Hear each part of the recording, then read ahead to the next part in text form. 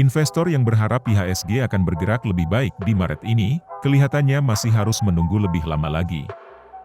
Dana investor asing di pasar saham pun mulai kembali mengalir keluar dalam seminggu terakhir. Apakah semuanya hanya karena isu The Fed? Atau ada isu lain di domestik yang masih ditunggu para investor? Bagaimana dengan kenaikan harga kebutuhan bahan pokok? Apakah akan membuat inflasi Indonesia melonjak? Lalu bagaimana strategi untuk para investor? Berikut ini analisis dan tips dari Rizky Jauhari, Head of Research Shailendra Capital. Ada dua hal yang mau saya highlight gitu ya. Pertama, sebenarnya pasar itu atau investor udah mengapresiasi hasil dari pemilu. Kenapa saya ngomong kayak gitu padahal IHSG relatif nggak bergerak? Karena kalau dilihatin ada perbedaan performance antara IHSG dan LQ45, di mana IHSG relatively flat atau plus 0,17 hingga per 27 Februari, sedangkan LQ45 plus 2,2%. Nah, kenapa ini terjadi? Karena pada dasarnya ini yang sempat kita di Shailendra Capital meng-highlight pergerakan kinerja IHSG di fourth quarter 2023 itu agak sedikit tertutup dengan saham-saham yang relatively fundamentalnya sulit untuk dijustifikasi. Nah, di saat perbankan, terus beberapa kayak telco company yang mengalami peningkatan signifikan kinerja performance-nya setelah pemilu itu selama 3 hari, specifically 3 hari, di saat yang bersamaan juga saham-saham yang non-fundamental itu mengalami penurunan signifikan. Terlihat dari top 3-nya itu BMRI, kalau nggak salah BBRI, satu lagi saya lupa. Bottom 3-nya Cuan, TPIA, dan Brand. Jadi secara fundamental kita lihat ini direspon positif oleh pasar, hanya saja kalau ekspektasinya melompat tinggi, unfortunately untuk beberapa saham yang big cap yang mengakibatkan kinerja bagus di 2023 agak sedikit breakdown.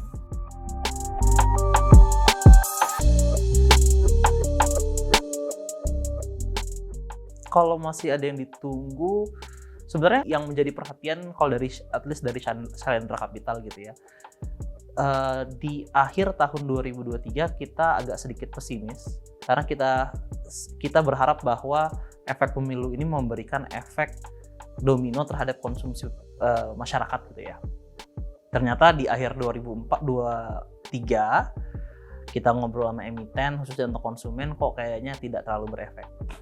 Interestingly, beberapa emiten staple di fourth quarter dan di beberapa di bulan Januari itu memberikan signal yang bagus. Jadi memang ekspektasi ini masalah ekspektasi investor mungkin terlalu tinggi kali ya untuk pemilu.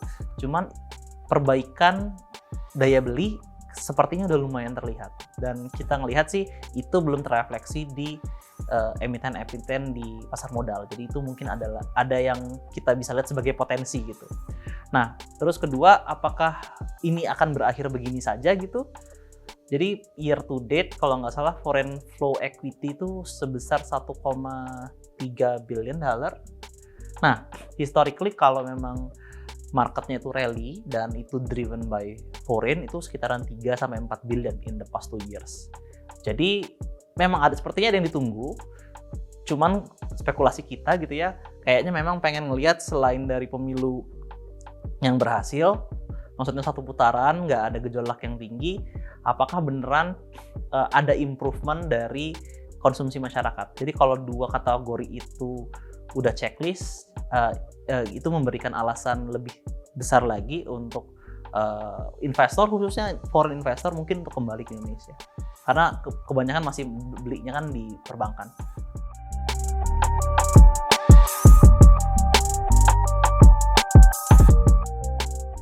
Jadi kalau program makan siang gratis ini sebenarnya tergantung dengan tipe investornya. Program makan siang gratis ini kalau dihitung gitu ya, kalau benar-benar dihitung sebenarnya dampak ke anggaran itu cukup besar. Cuman regardless programnya akan jalan atau enggak, kita lihat sih memang pertama yang akan harus kita perhatikan adalah pergantian kabinet ke depan. Sebelum pilot projectnya atau sebelum konsep dari program itu dicoba, dites, dalam bentuk program kecil, kita harus ngeliat dulu siapa aja sih sebenarnya penanggung jawab yang bakal akan menjalankan program. Nah dari situ mungkin kalau kita ngeliat mereka itu kompeten untuk menjalankannya, mungkin akan memberikan sentimen atau kepercayaan lebih tinggi bahwa memang program yang sebelumnya diutarakan ke masyarakat gitu ya, mungkin bisa dijalankan sih. Karena kita ngeliat kayak program makan gratis gitu ya, itu salah satu program yang berat sih. Jadi kalau kayak bantuan operasional sekolah, itu kalau nggak salah transmisinya sekitaran 3 tahun baru berjalan. Dan itu adalah bantuan yang bentuknya benda mati. Jadi nggak ada sisa waste yang harus dibuang. Apalagi makanan yang bisa basi gitu ya. Maksudnya itu yang kalau dari sisi kita dibilang excited banget untuk consumer company, kita harus ngeliat dulu nih, ntar kira-kira eksekusinya siapa yang bakal ngelit untuk program ini jalan tuh, kita masih wait and see sih di situ.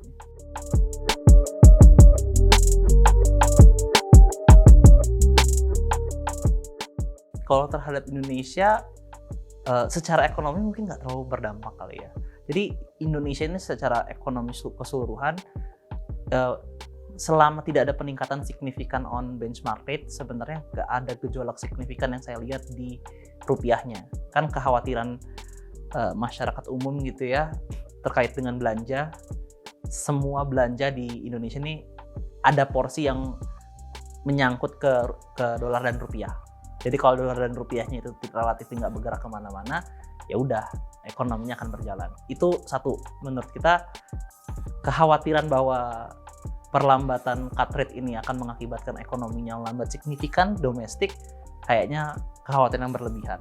Nah, kedua adalah dari sisi pasar keuangannya atau obligasi atau pasar sahamnya. Apakah itu dapat menunda atau menghentikan minat investor? Kita ngelihat hal yang sama juga enggak.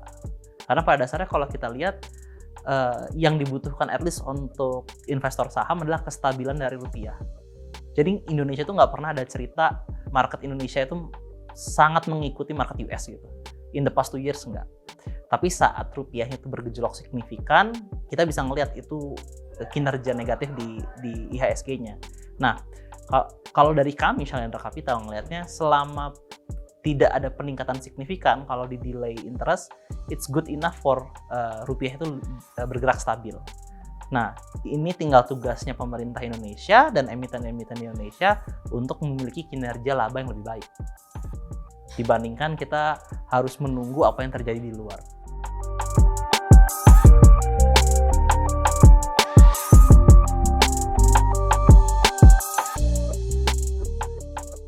Kita ngeliat in 6 bulan sama 7 bulan, hal yang sebaliknya mungkin akan terjadi. Ini kan pada dasarnya gini, kenapa tingkat suku bunga itu tertunda? Karena data-data ekonomi US itu relatif kuat. Tapi dari Shalendra Capital, kita percaya mungkin ini akan bersifat temporer. Kenapa? Salah satu ya dugaan kita adalah efek dari stimulus fiskal yang terjadi di US di tahun 2021 dan 2022 itu sebenarnya belum habis. Kita bisa lihat dari Federal Reserve Repo yang masih ada sekitaran $800 billion. Nah, kalau likuiditas yang terjadi di COVID itu akan habis, mungkin data ekonomi yang sebenarnya akan terlihat, di mana kita duga akan terjadi perlambatan. Mungkin nggak signifikan, mungkin nggak langsung sharp recession di US, cuman itu menjustifikasi investor untuk melakukan rotasi dari US ke tempat lain. Jadi kita ngeliat ini harusnya sih temporer. Jadi kalau Federal Reserve Repo gitu ya, kalau kita lihatin in the past 6 months, sekarang kan $800 billion, itu tiap bulan sekitaran berkurang 150-200 billion. Jadi kalau ini sebagai proksi likuiditas berlebih di sistem perbankan US, dugaan kita ini bisa berlangsung sekitaran 3-4 bulan. Jadi ya sekitaran di bulan Juni, Mei paling cepat, itu akan terlihat tuh data ekonominya harusnya menurun signifikan. Saat menurun signifikan mungkin nggak langsung dilakukan penurunan cut rate. Cuman hal yang kita omongin sekarang mungkin berbeda banget ntar 6 bulan lagi.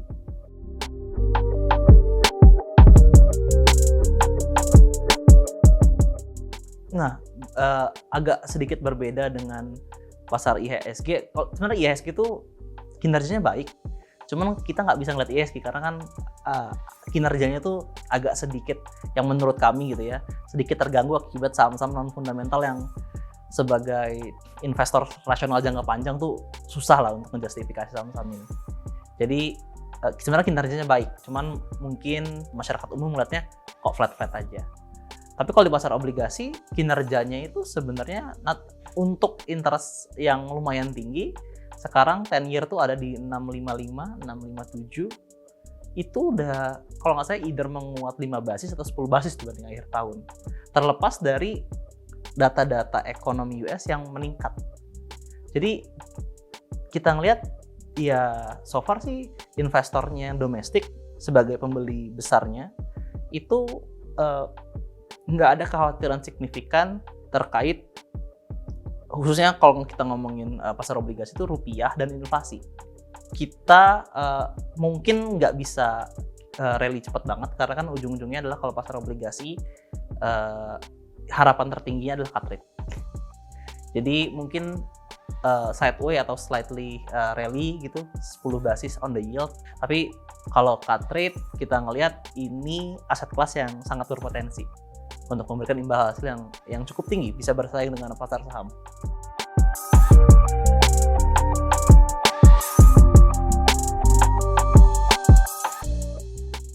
Oke, peningkatan harga ini kan diakibatkan karena produksi atau panen beras. Ini kita ngomongin spesifik beras dulu ya, ntar komoditas lain mungkin agak sulit menjelaskannya. Tapi kalau produksi beras nasional di Indonesia itu di bawah dari ekspektasi. Alasannya kenapa? Bisa karena kemarau panjang El Nino. Kedua mungkin karena kemarin produksi pupuk kita agak sedikit bermasalah, jadi mungkin petani sedikit menurunkan penggunaan pupuk, jadi efek yield dari yang dikeluarkan relatif menurun. Nah, sehingga mengakibatkan ya sampai sekarang, kalau nggak salah sekarang udah 18.000 atau 17.000 gitu ya, naik almost 50%. Cuman di sisi lain kita ngelihat pemerintah, saya nggak tahu udah masuk atau enggak ya, ngelakuin 2 kali impor dari produksi nasional. Jadi harapannya walaupun memang ada kekurangan produksi, cuman pemerintah cukup antisipatif bahwa di kuartal ini harusnya akan masuk.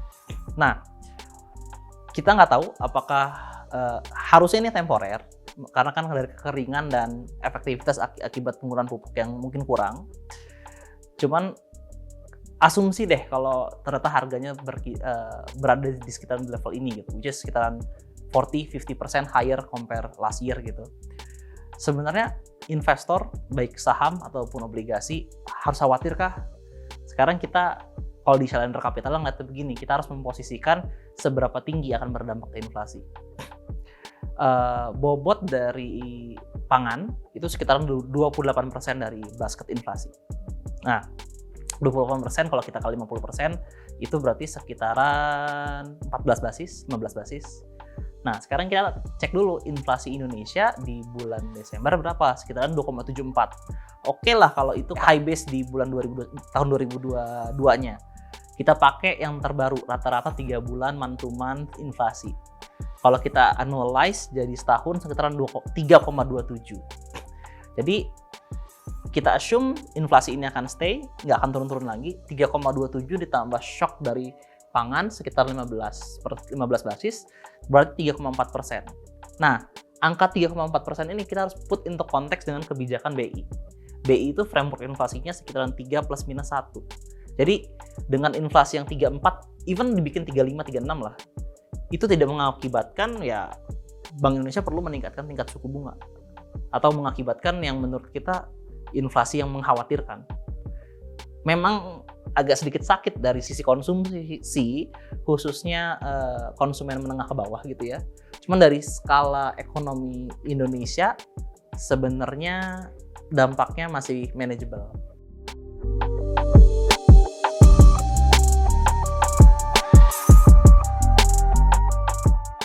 Kalau dari sisi investor gitu ya, ini adalah salah satu momen gitu ya, di mana harga mungkin nggak kemana-mana, bahkan ada harga untuk saham ataupun obligasi yang terlihat discount. Karena satu, ekspektasi kita, semua orang bilang ekspektasi cut rate harusnya kejadian di Maret. ternyata mundur ke bulan Juni. Tiba-tiba ada inflasi. Ini yang mengakibatkan banyak ketidakpastian dari sisi investor secara instrumen pasar keuangan. Cuman kita ngelihat semua hal yang mengakibatkan hal itu terjadi, kalau kita teliti lebih dalam, semuanya masih bersifat temporer.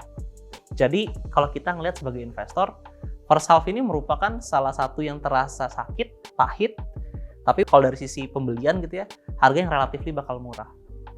Dimana second half saat semuanya terlihat baik-baik saja, terlihat cut rate, terlihat inflasi rendah, mungkin harga indeks IHSG ataupun obligasi mungkin nggak di sini lagi. Jadi rekomendasi saya atau saran saya ke investor, saat-saat seperti inilah yang kita harus mengencangkan pinggang, melihat mana kira-kira instrumen investasi yang menarik.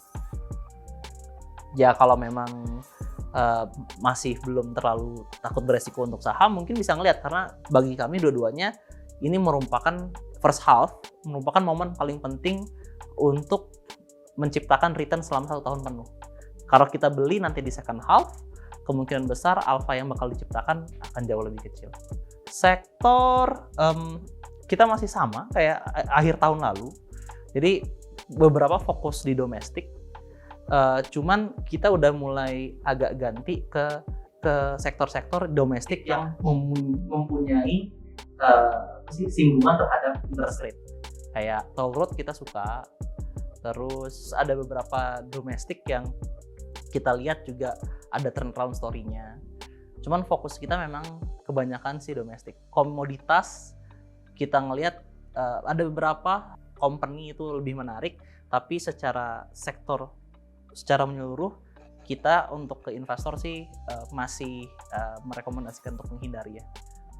Nikel, coal, oil and gas secara sektor juga masih, tapi kalau di level emiten kita ngeliat juga beberapa ada yang menarik.